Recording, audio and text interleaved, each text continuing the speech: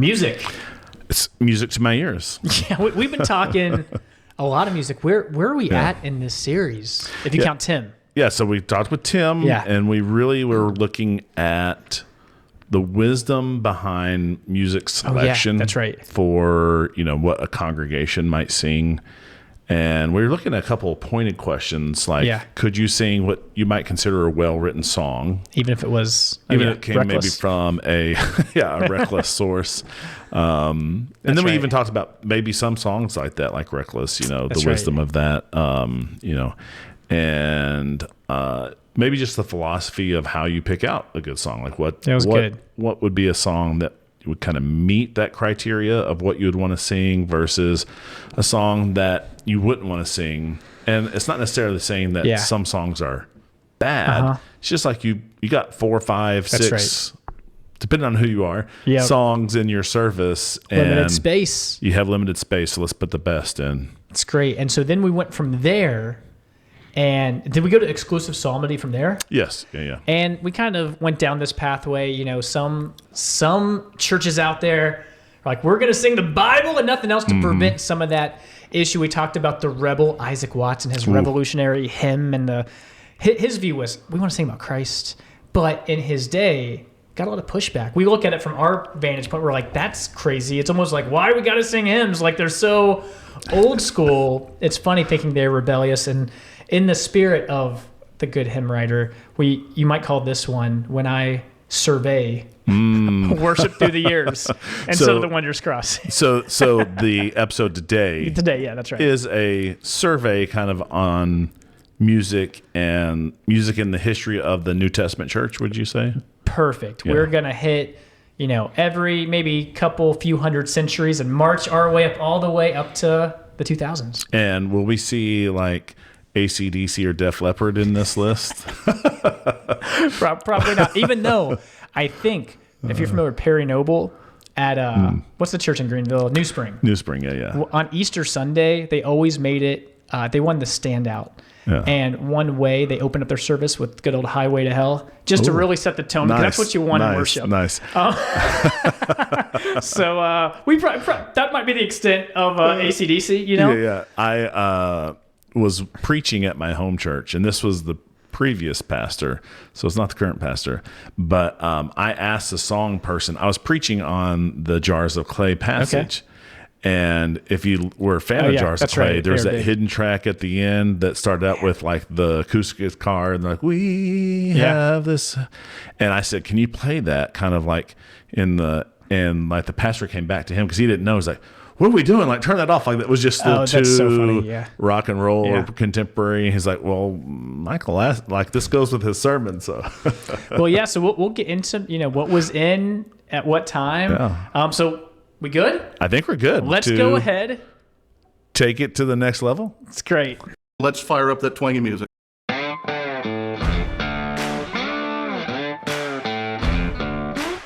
From the hearts of the Low Country in South Carolina, it's the Take Two podcast, where we take theology to the next level.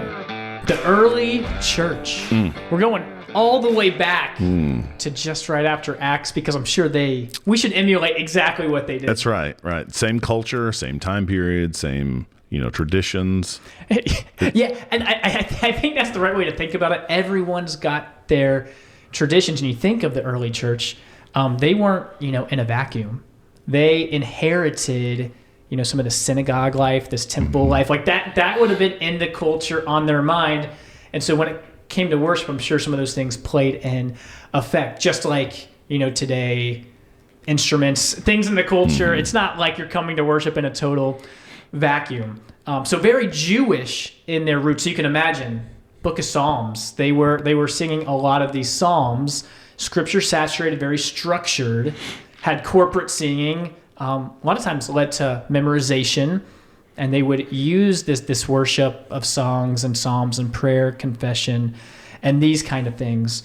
And so the early Christians kind of continued this, but incorporated Christ into this a little bit. Right. They couldn't, this was good. This was good. But very early on, we saw the inclusion now of what we might consider hymns or songs that are even sometimes captured in our scripture. Oh, that's good, and I think that basis is good. These familiar passages. Do you want to look some of these up? I'll look some of these up. Sound like a plan? Sure, yeah. Sword drill? Yeah. You want Philippians or Colossians? I will take Colossians. Oh, okay.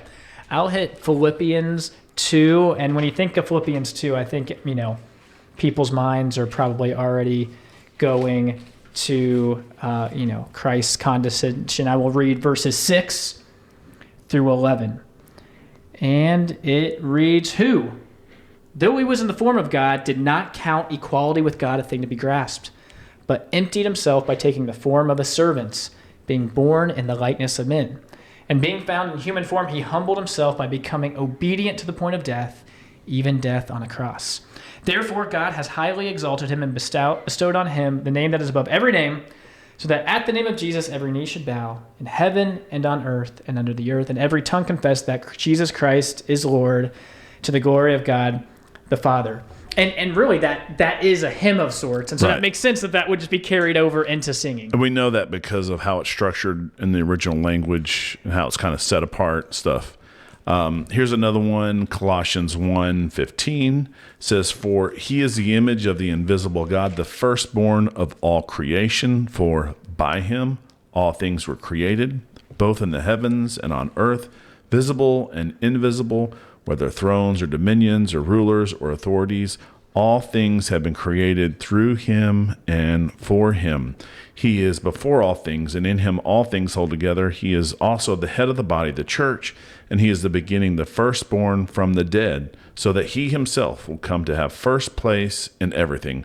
For it was the Father's good pleasure for all the fullness to dwell in him, and through him to reconcile all things to himself, having made peace through the blood of his cross. Through him, I say, whether things on earth or things in heaven." Nice. That's one of those passages we'll talk about a lot in worship too. Same thing, got some of that poetic language. One more passage, 1 Timothy 3:16 says, "Great indeed, we confess, is the mystery of godliness. God was manifested in the flesh, vindicated by the Spirit, seen by angels, proclaimed among the nations, believed on in the world, taken up in glory." And the way that one reads is kind of like statement after statement. It's all connected. And so I think these passages are very structured, poetic in language. I would be curious to talk to a native Greek speaker about how just memorable, you say these things and there's kind of like maybe a rhythm to it. You can just kind of memorize these things easily. And therefore it would lend itself to public worship, corporate confession, these kinds of things. Probably similar to a catechism today. There you go. Yeah. But in a verse structure that you could repeat. No, I think that's great. And so the early church was in this kind of tension where they wanted to hold on to the scripture they inherited, Old Testament, and as New Testament's coming into being, and joyful proclamation of this fulfillment of Christ, which we just kind of read about several times in the New Testament. So they didn't totally do away with the Psalms, but they felt called that they needed to sing about the truth. And maybe that's instructive for what Isaac Watts was doing many years later. Yeah, because there is a basis for wanting to do this. We kind of talked about this a little bit last podcast, but there's been a kind of shift, a cosmic shift, you might say, in that's right. Judaism / Christianity. The Messiah has come for the first time, and so Christ is stepped forth into history. And the gospel, you want to proclaim it. Yeah. And it wasn't... Paul always talked about it being a mystery before, but now it's revealed. That's right. And you want to make sure that what you're saying and singing reveals that history. And so you would have these challenges, I presume, if you're there like, oh, we've already sung these psalms with the shofar. Yeah. And now we're doing these new hymns with the tuba, so it makes it. Got to sneak the tuba in there somewhere. But I think this is good. They were thinking these hymns, that they functioned not just to carry a nice tune, but to teach doctrine. Particularly there would be those that are illiterate, but you could sing and get this song stuck in your head, be able to confess certain truths like the Trinity, like the Incarnation. In doing so, you protect orthodoxy and you bring unity.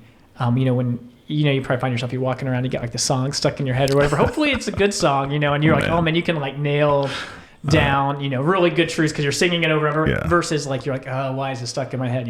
Right. Yeah, I have. Should I confession time? Just confess. Do Apparently, there's this song from this anime. I don't know. Nice. From Demon Hunter. It's Uh-oh. got a great Hey, name. there you go. But I've heard it, and I've heard some people singing it on some reels, and now it's stuck in my Now mind. And I don't it's even know what burned. all the words are. It's just the melody going over and over again, and I like start humming it or whistling it, and like my great. math students are like, "No, Mr. Mudd." No, don't do it. They know too much.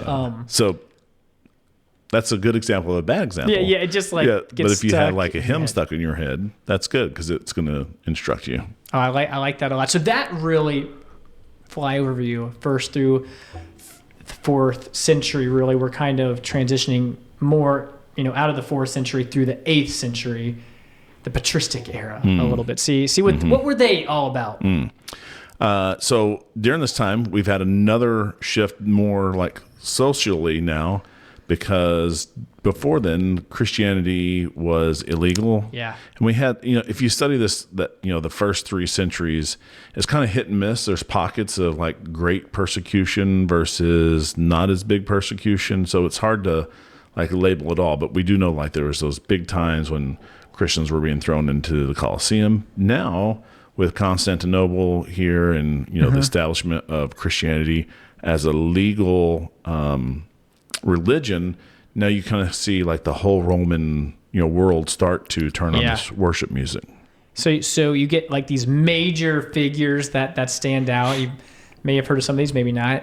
Ambrose of Milan, if you're thinking 300s, he is credited as introducing congregational hymn singing, from a Western church perspective.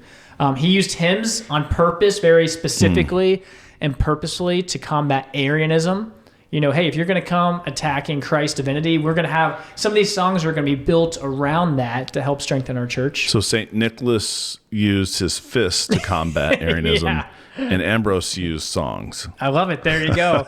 and he was very firm in thinking, the congregation, they should sing theology, not just hear it proclaimed, but participate, confess it, and sing it, which I like a lot. I love it. You got to give everyone against, all these heresies and that kind of thing. And it makes you wonder about our songs today, like, how much doctrine is in there. I think a lot of songs have really good doctrine. Some songs out there, I'm not saying the ones we sing yesterday, but some out there are like, man, make you feel really good, but you're like, what did we Right, talk about? right. Even if it's nothing bad, Right. it's just not substantial sometimes. Yeah.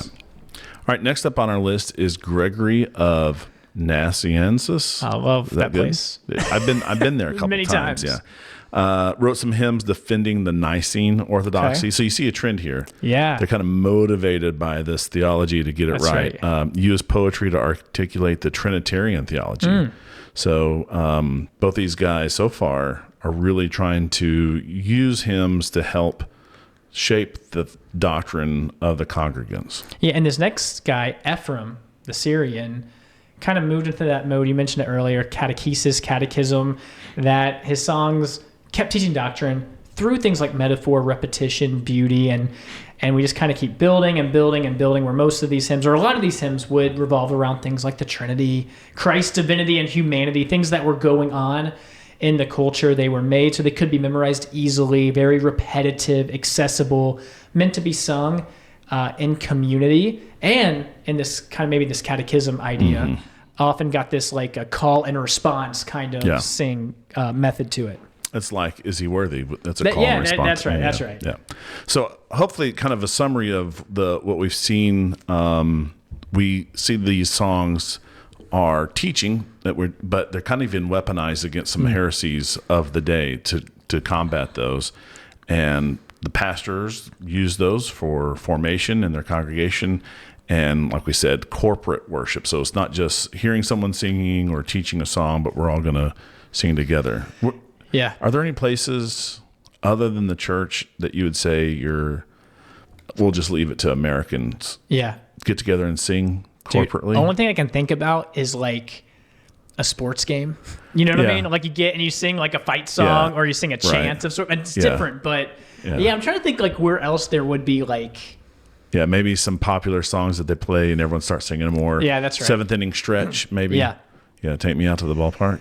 Yeah, those kind of things. Yeah, you're not That really or the doing a lot church. of. Yeah, there's not a lot of options here. We're gonna move on into the medieval area where everything, the Dark Ages, because no one knew anything, right? Yeah. I'm just kidding. If you've been listening at all, Michael in particular, got to get Aquinas and all this stuff. There's some bright spots. Yeah. In the medieval era. We're looking at the 9th through the 15th centuries, and we see this shifts as the church became more institutionalized. Worship moved towards being conducted in Latin. You think of this era, you think of monasteries, this kind of thing, the clergy, clerical leadership, performance, where you do have this performative aspect on one hand, and the congregation that are almost like spectators. They're not participating, and I think even if they are participating, they might be like, I don't know what I'm doing. Yeah. And so you can see how that would change the dynamic quite a bit. Yeah. So you want me to take this next one? Go for it. You want me to go? Yes, that's what I was hoping for. All right. So we see the birth of the Gregorian chant. Man. Yeah. Theologically rich, musically sophisticated. They emphasize the transcendence and reverence, and you kind of get that from the musical style. It kind of has that emotion laden with it.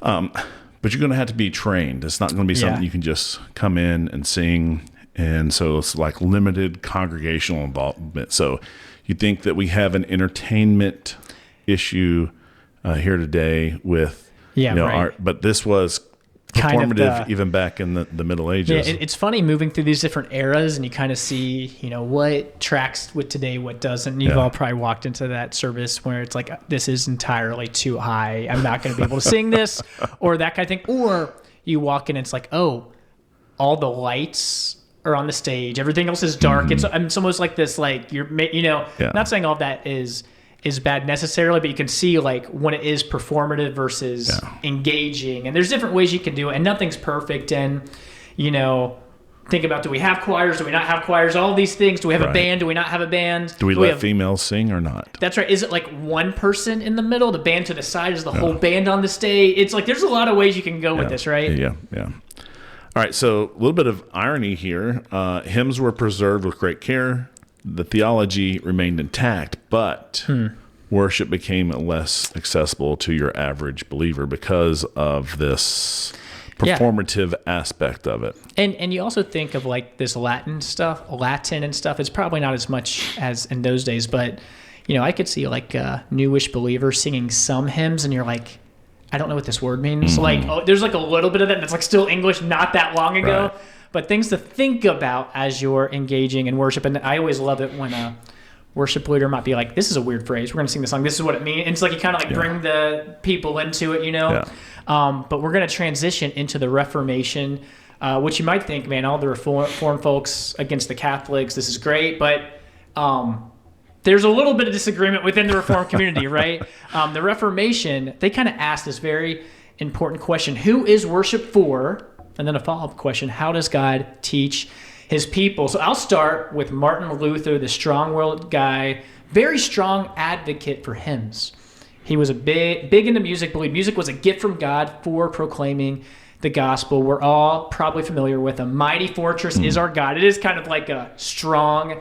We had a comment about like strong hymns. Right, yeah. This is a strong hymn. Yeah. Which, not to make too much of an aside, but I would love to do he made the connection of, it seems like once World War II hit, softened up, when and I think there's a lot of truth to that, where you can kind of see things change a lot in America, where it's like, man, that's interesting to explore. Yeah, and I was even thinking, I did not put this one on the list, Eternal Father, Strong to Save. It's like a prayer for all those in harm's way, and it's a good hymn, but it's a little bit on the meek side. It's not like we're going to go, do something. It's like, hey, there's people out in harm's way, let's pray for them, be with them. So I was like, is it, it's a kind of about a masculine subject, but it's not from a masculine point of view. It's almost written for the women back at home to pray for their men that are out in harm's way. Yeah, it is so interesting. I thought that guy made a really good point. I forget what his name was, like his handle, but I don't remember. Maybe one day we can explore that a little more. But back to Martin Luther, he emphasized things like congregational singing. Let's get the congregation involved. let's use the common language. Let's speak in the people's vernacular. And then let's get back to this catechesis. Like, not only are we going to sing what they can understand, we want to use it as a teaching tool where they're very connected, very engaged. He would say something like, music, hymns are sermons for the mouth, which is pretty cool. It's good. All right, so that was one kind of prong of the fork. The other one is John Calvin, setting up in Geneva, performed psalm-only singing. And if you listened to our last episode, you would have heard that. And he was really concerned about doctrinal drift because, if you look back at the Roman Catholic Church, I think you could say somewhere around 800 or stuff, around there, 600, 700, 800, and that you start to see that doctrinal drift. So you can kind of be like, I can understand his viewpoint. And he was concerned about our human creativity kind of overshadowing what the words were saying. So let's just get back to the words of God. So good emphasis there. Emphasize reverence, simplicity, scriptural purity in what he wanted to do. So you can see how that's all good things, but if we're talking about like Isaac Watts, if you're doing only Psalms, you're gonna miss some of the truths that are later revealed. And so you kind of got the two paths that emerged from this Reformed tradition: the Psalm-only churches, exclusive psalmody, or Psalm plus hymn churches. Both really trying to be faithful. We kind of talked about the rationale, but it kind of expresses itself a little bit differently, and that leads us up to the 1700s. Really through like the 1900s, at least the early 1900s, where it's the golden age of hymns. Through the 1900s. If you ask anyone's grandparent, it's like, man, give me the hymns. You go to any nursing home, long-term care living, assisted living, people just want to hear the hymns, man.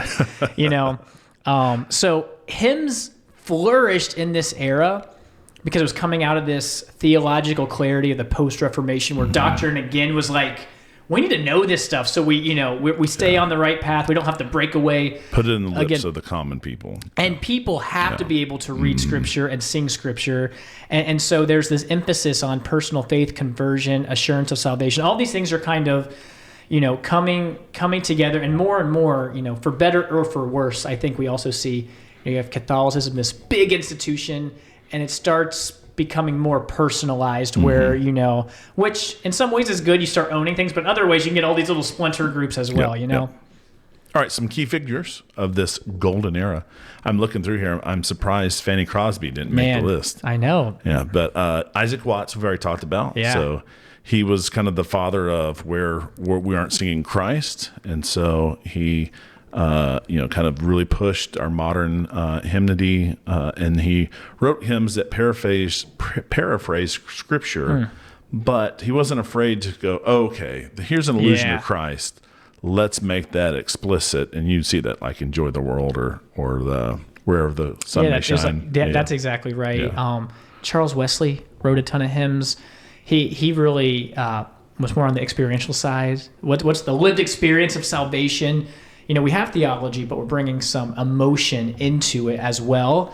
And then John Newton, kind of trying to balance both of these things. We talk a lot about grace. We know John Newton's hymns, repentance, sanctification, where we're staying very grounded to these themes, but in a way that is, maybe you don't like hymns. They are very emotional. You know what I mean? Like they jump into this a lot. All right. So some characteristics of those hymns of the Golden Age: deeply biblical. They are theologically dense. So if you read Hark the Herald Angels Sing, it's fairly theologically dense stuff.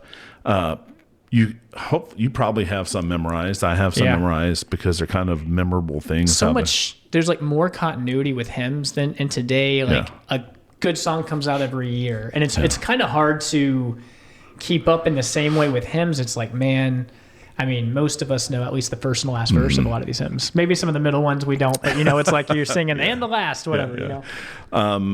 Hymns are musically less complex than what you would have gotten from the Catholic Church. So they're easier to sing now. I think they're probably more complex than our modern day contemporary Christian music. But they were less complex. They put it more in the everyday person's ability to sing. They functioned as this doctrinal instruction, and confessions of faith. And really, they were used by pastors as tools of spiritual formation. Stand up, O Church of God. It's so easy. Like, nothing but the blood. Like, there's, it's amazing just how ubiquitous this kind of thing was across like denominations, across a lot of this. I guess it's similar with songs now. It's just interesting. I just feel like you ask any like person over 70 and it's like, man, they'll have like 5 hymns locked and loaded. Some that we don't know.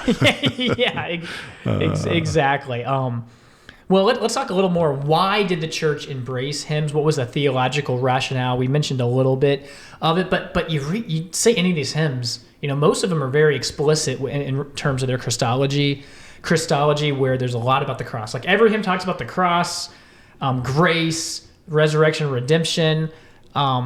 In this catechesis mindset that you can learn a lot of doctrine without reading a systematic theology book. You can really pick up on a lot of good stuff.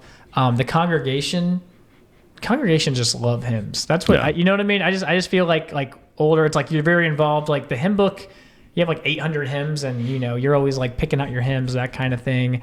And so anyway, it's one of those things. It's like when I was a kid, I did not love hymns.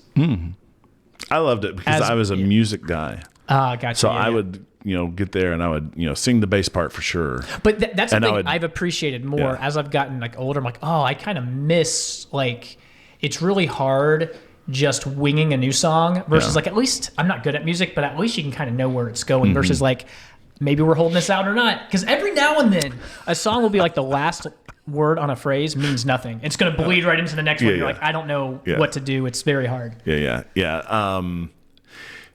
And I think that we're probably talking about some of what we're going to talk about in the next section in the decline of hymns. But you, as a song leader, I am sensitive to not giving the congregation a whole bunch of new songs, especially in one single sermon.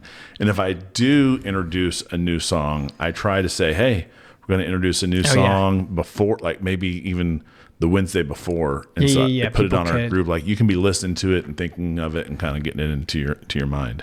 No, that's good. Yep. So kind of rounding out this period, the hymns also, shape your affections, help you think about what I love, what I drawn to when I survey the wondrous cross. Were whole nature mine. That would be a gift far too small. Like you just have these great word pictures in there.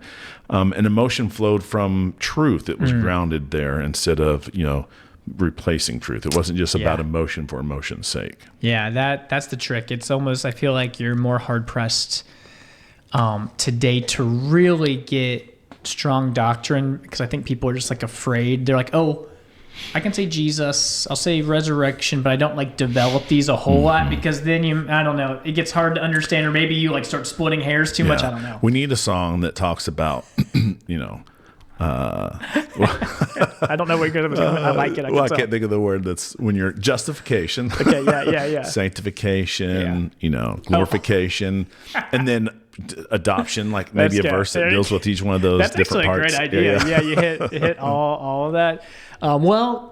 Good things can't last forever. Hymns had to decline. You look at the late 19th to mid 20th century, and hymns were on the way out unless you're an independent fundamental Baptist church, and they might be still going strong today. Yeah, and I think if you're tracking musically, there was this, not to call the Gaithers out, but Gaithers wrote songs that were kind of like hymns, but they were kind of contemporary. So you start to see this evolution of not just like this 4-part Fanny Crosby song. It's more stylistic, and then you can see that kind of evolve into more of what we would consider a modern, spiritual song, or what do we call those?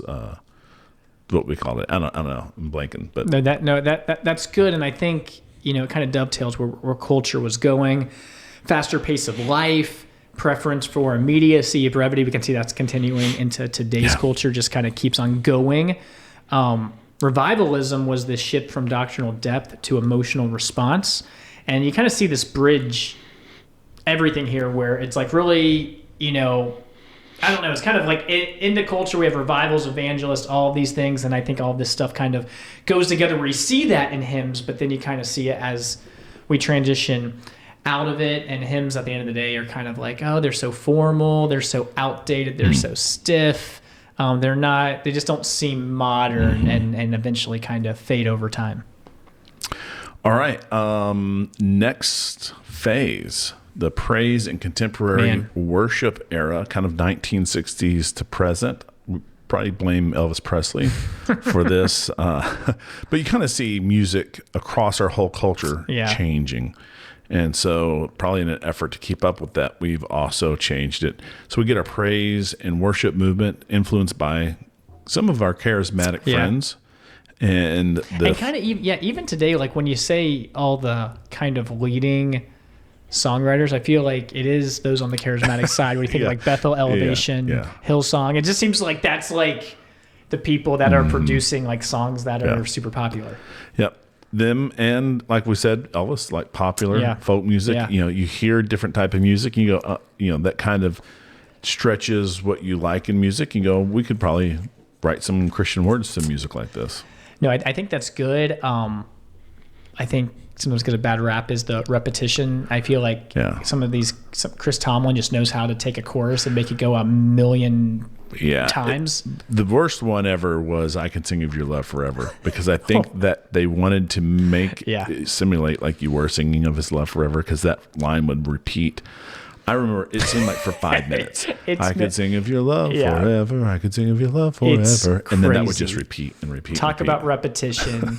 A lot of it revolved around emotional accessibility, intimacy with God. So focus on some good things. Maybe it could be at the expense of other good things. And you're trying to balance the pendulum, and can run so much on this where, you also hear the criticism. It's like, are we singing about God or a girlfriend, or what are we doing? It's like, could be what I both. mean? Like, you hear this kind of thing.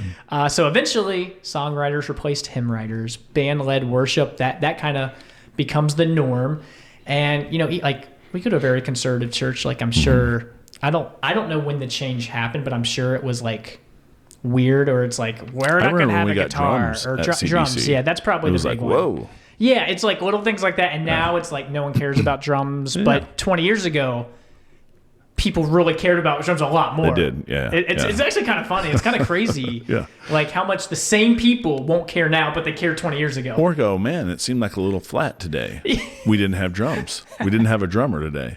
So you didn't feel the beat. So you just get velocitized to it. It's good. I feel like I remember it, like Satan uses like syncopation is just like that is like Satan's weapon. Like that's like I don't know. I've heard these things. I went to this conference on the evils of rock music. Amen. And it talked about how putting the bass drum on 2 and 4 was wrong, and it kind of goes along that syncopation thing because it's not on the strong beat, so it's uplifting the weak stuff. And then it was all about the bass, like the bass guitar, don't get me started. and how it could injure your internal organs and stuff. And it was all over the place. Well, on top of that's so funny. Some of that stuff, songs became shorter, theology a little more simpler, the language more affective, more emotional and relatable. On the positive side, much more accessible.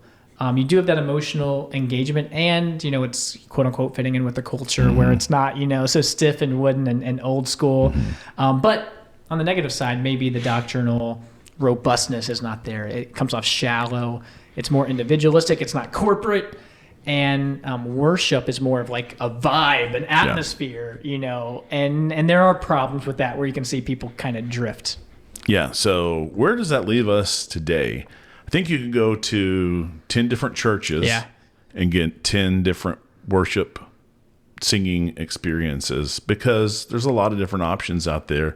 And even churches that are kind of would be in the same option might do things slightly differently. Yeah. So you could have, that's right. We have what we call a blended service. You're going to get some hymns. You're going to get some praise and worship songs. We try to get the best of both worlds so that we are, like we talked about in our episode with Tim, that we are helping connect the heart and the mind as we sing forward. But you're going to find your psalm-only churches. Yeah. They're out there. You're going to find some people that are like hymns only. And then it's funny what they define as a hymn, like his eyes on right. sparrow is a hymn. Yeah, and you that's right. You can sing that That's all over funny. the place. No, that's like so good too. And I think maybe this was more popular a little 10, 20 years ago. But I think it can be a mistake when people are like, hey, we're going to have the hymn traditional service and then the contemporary service, because then I'm like, man, are we just like artificially segregating our church? Is that weird to keep the older people here and the younger people there?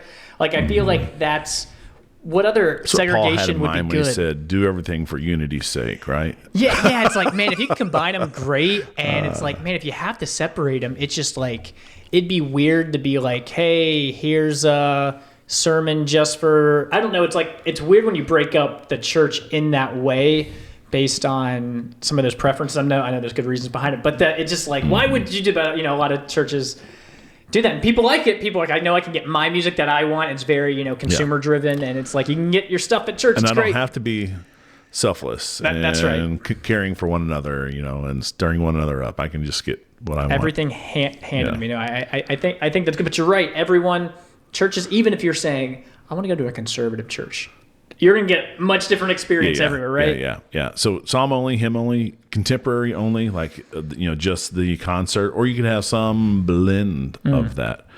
But I think it comes down to one question that we should be asking, what is worship about? And you should, especially if you're in a leadership role, it's hard if you're a congregant in the seat. Maybe you could, humbly, bring some concerns to your leadership. But if you're in leadership, this is something you should really be evaluating. Like, are we, focused on transmitting the truth of our faith in a way that is authentically emotional? Because there's nothing wrong with emotions in worship, but you don't want them to be contrived. You want them to just be ginned up. And so you need to ask those questions. No, I think it's good. Just be intentional. I think even going through the survey, you can kind of see strengths, weaknesses, pros, cons. Like, where does your church land? How does worship affect you? But I like it. This is rounding out our worship series. I think so, unless you have another one up your sleeves.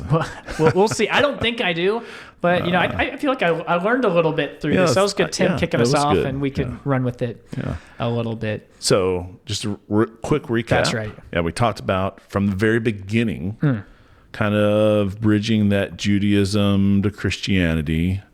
Then we had the rise of the hymns as the Roman, That's right. It was legalized. Then we got into the Middle Ages, and we started to see it getting more like what you might hear, at a concert, really. Yeah. And then the Reformation, two prongs: hymns only with Martin Luther, psalms only with John Calvin. Then Isaac Watts came in and kind of broke that up, and we had our golden ages of hymns leading into that, and then slowly went into our praise and worship that we see today. Yeah. There you have it. That's the survey of worship through the years. Thanks for hanging in there with us. That's our take. Sweet. You don't want to talk about cold weather? Oh, yeah, I totally forgot. Our final take. Wow. Man, I just got off the... Should we just roll into it? Yeah, just roll into it. Yeah, you can just say, I'm an idiot. Yeah, it's great. That's good. We have had cold weather. School's closed today. I don't know that we needed to have our schools closed today. It probably was good to close church Sunday because it was still icy Sunday morning. This is why America will finish last. This is why... I might have said this before. I've heard this. It's hilarious. It's like... China kind of deserves the win. All their kids are playing violin and getting tutored, and we're just like saying it was cold the other day, no school. Yeah. You look at the average drive of the American, you're like, I don't know if we should do good as a nation. I think, for our school, and probably with other public schools, we kind of build in some extra days for hurricanes, and we didn't take any of those this year. So they probably, you could say, hey, out of abundance of caution, it's probably going to be mostly dried up and stuff. But for that we didn't use a hurricane day, so just out of abundance of caution, we're going to take Monday off. Take it off. Yeah. No pipes burst or anything for you. You're good. It got really cold, like down into the 20s, maybe 19. It's crazy. In the teens, high teens for us. I don't like it being that cold. I don't either. When we duck hunt in that type of weather. And but you get layers and layers, so you're not normally I don't get cold until I'm like standing around a lot. But like when you're first setting up, there's a lot of movement, so you build up that internal. Oh yeah, get rolling a little bit. I did go to my closet and you went to your closet. I got out our like coat closet and dug up some cold weather gear, pats, scarf, pats.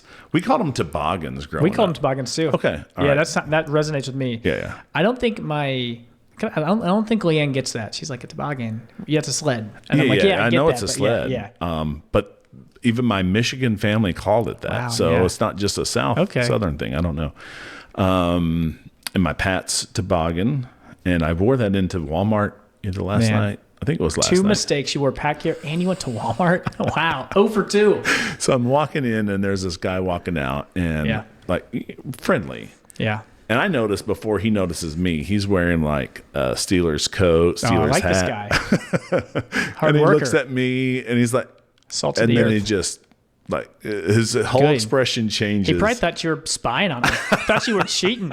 He probably was like, I'm getting out of before I get like cheated. Well, there's this big guy in line. He didn't have the exact same toboggan, but he had a Pat's toboggan on too. Man. We just fist bumped and he's like, one more game. I was like, yeah, that's good. So you were like, let's get accused of some. Oh, we should talk about Bill Belichick. Not a first ballot Hall of Famer. That's what I've always said. Wow. What'd you say?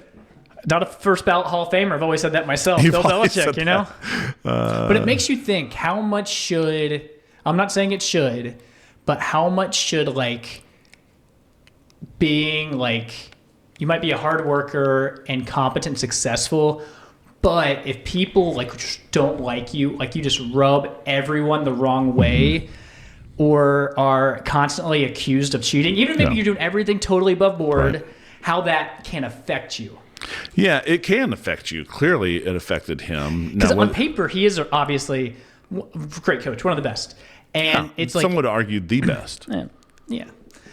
On paper. On paper. Yeah. So it's interesting that you can be that good, but just your relationships are so poor with others. Yeah, I guess it's your...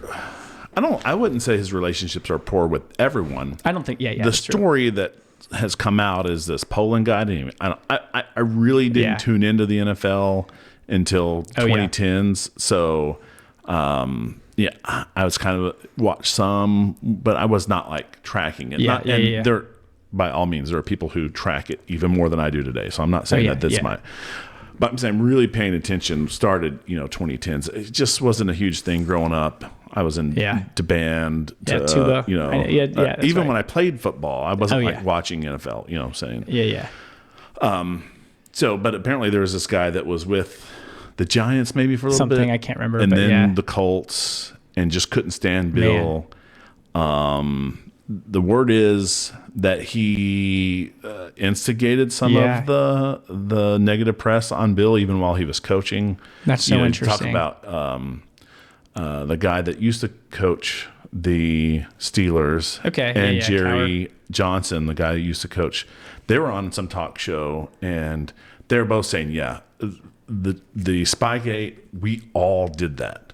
We don't know why like Bill got highlighted for this. And some people in the comments are like, well, why didn't you say that back in the day? Yeah, it is weird that like, that if it's so common, like why were they the only one that got penalized and why didn't, it's interesting that it wouldn't got leaked that any other team did it, or you know what I mean? And there was also a very long news article that detailed all these things that Bill had done and his fines. And then like a year later, in that same publication, they just hid like, we retract this news article. Like it wasn't even like parts of it. Like we retract it in full. Yeah. So it's like, it's very weird. It is a strange situation because it was like, that's all people talked about. Like it's just weird that like none of this, it's like so under the radar. And then I don't understand the voting, how they do Hall of Fame stuff, because it's like, apparently you get 3 votes. Okay. And there's people that like first get in there and like you have a window to get enough votes. And then if you fall out of that window, then there's like a special seniors commission who can go back and look at people that for some reason didn't get in, but like everyone agrees they should get in. Yeah. And that takes something special to get them in that way. So some of the people have been like, I assumed Bill was going to get it. And I'm trying to save these someone three else, senior coaches that I feel like also deserved it. Which I think is somewhat reasonable, but it sounds like your system is flawed. Yeah, it seems weird. But not everyone deserves to be in the Hall of Fame. You know? So, yeah, that's the problem. That Basketball Hall of Fame is pretty like everyone gets in. It's like not really that special. Like, I mean, it is special, but it's like, what are we doing here? Yeah. So I don't know, but it is. So you're saying, because I'd be interested, like he didn't get in because they were trying to preserve other people, or because people didn't like him, but people might really like him. Probably a combination of the two. Because it is so interesting, like how you can just be like it'd be weird to be like, hey, we don't like Michael Jordan, let's not vote him in. Like, who would say no? But maybe there'd be enough people who that's what people are like. What, Tom Brady, is he not going to be a first year? Like, he's like the most winningest guy ever. It is very crazy, and it's like, how do you?